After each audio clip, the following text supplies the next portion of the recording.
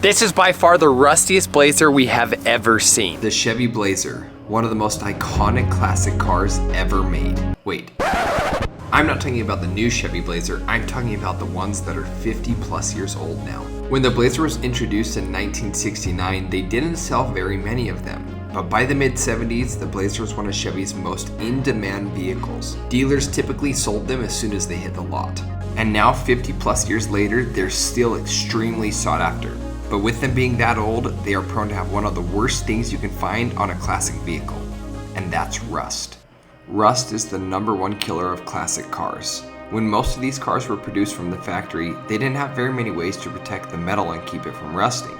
And now, they're paying the price for it. If the rust isn't treated, the cancer will keep growing and growing until there is nothing left. And sadly, our Blazer had become a victim of this exact thing.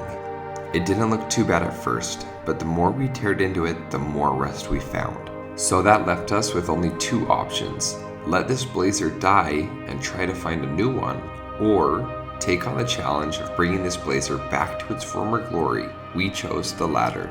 We had to completely disassemble the Blazer to get it off the frame and mount it on our rotisserie so that we can send it off and get it sandblasted. Now, a week later, the Blazer's back from sandblast, and sadly, the blaster revealed more rust that was hiding from us. This is exactly why I recommend sandblasting a car when doing a complete restoration, so you can find and address all the issues on the body before you do any painting. But with this much rot, Mike and I weren't exactly sure what we were going to do.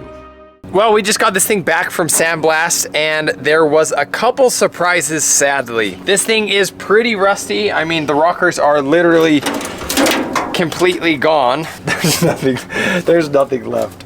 The floors are gone. We've got rust up in the firewall up here as well. We didn't have him blast the quarters just because we're gonna be replacing the entire quarter, so that was a waste of money. Yeah, but this thing is actually pretty bad. I mean, there's hardly anything left. I mean, I could probably climb through this hole on the floor. So when you run into this much rot on a classic vehicle, you have to either put this back on the frame to do the rust repair, or you can do what we're going to do in this episode, which is put it on a chassis table. A chassis table.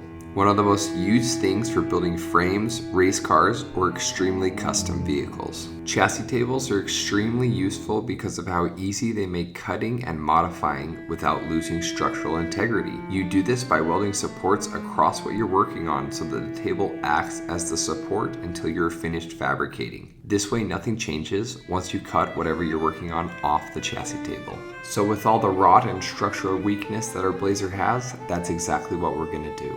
That's pretty much gonna be a jig, and it's gonna put this in the air. It's gonna keep all of the structure where it's supposed to be, OEM, and then we're gonna be able to do all of our rust repairs while it's on that table. But before we get it on that table, we have to get this thing up off the trailer. This is a little sketchy because we don't have a lift and it's on the rotisserie. So we're hoping we can sneak this rotisserie off the trailer without it dropping, because of course, if this thing tips or drops, I mean, we're screwed.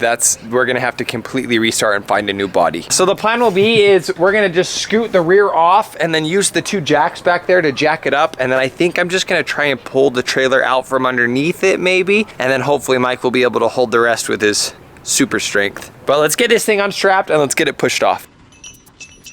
Now when we pull this rotisserie off the trailer, we're gonna have to be pretty careful. If this body falls at all, it could completely collapse our structure and we may have to find a new body.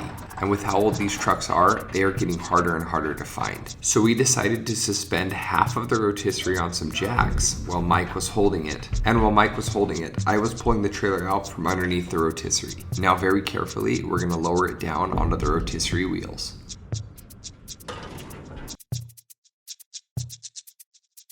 Alrighty, Blazer is in the shop, but before we get this thing off the rotisserie, first thing we actually have to do is go out to the frame. So the way that we're gonna do this is we're actually gonna mount the Blazer on these spots where the body bolts down to the frame. That way we ensure that it is perfectly level with the frame, and when we set it back down on the frame and tighten it up, it's not gonna change any of our metalwork. So first thing we actually have to do is make sure that this frame is square, because if we take measurements off a frame that's not square, it's gonna mess up all of our metalwork. So we're gonna get these body mounts off first. first off, and then we're gonna take measurements and make sure this measurement from here all the way up to here is exactly the same as the measurement from here to here. That means this is perfectly square. So we're gonna have tons of different measurements just to make sure that we don't have any twist in these frames. With this Blazer frame almost being 50 years old now, a lot could have happened during that time to twist the frame. We do know that this frame wasn't a rollover back in the 90s, so all we can do is pray that it's straight.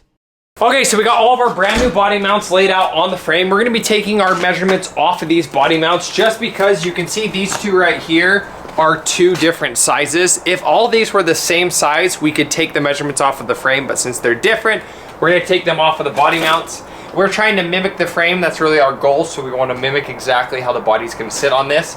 Mike went ahead and drew up this diagram of the frame, and we're going to take all of these measurements between all of the body mounts to make sure this thing is square, just because yes, this was in a rollover, and we want to make sure there's no twisting or turning at all before we do any of our metalwork. And this is what it's all come down to. We're gonna have to make sure all of our measurements are extremely precise. A single mistake right now could cost us thousands of dollars of rework in the future, and we cannot allow that to happen. So we're gonna make sure to take our time and take all of the measurements correctly and as accurately as possible.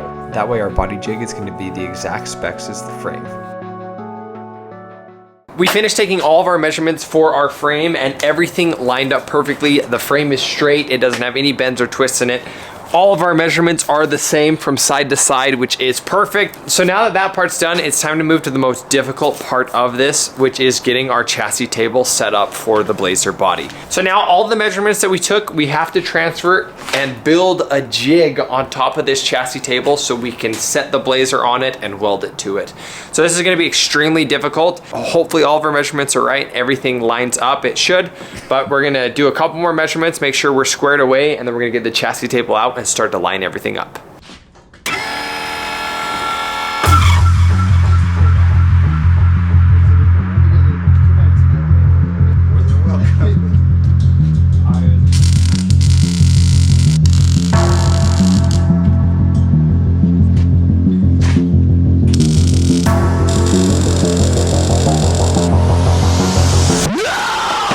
Oh yeah.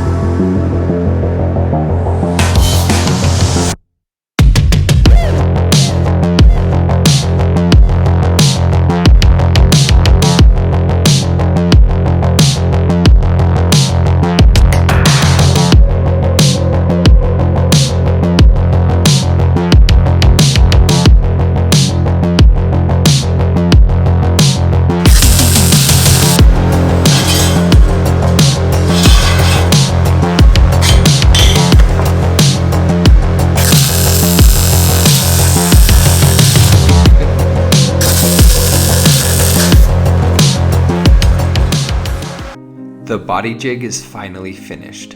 There has been so much preparation that has gone into this, and now we are finally seeing the end result. Now we can turn our attention to getting the body off the rotisserie and mount it on our chassis table.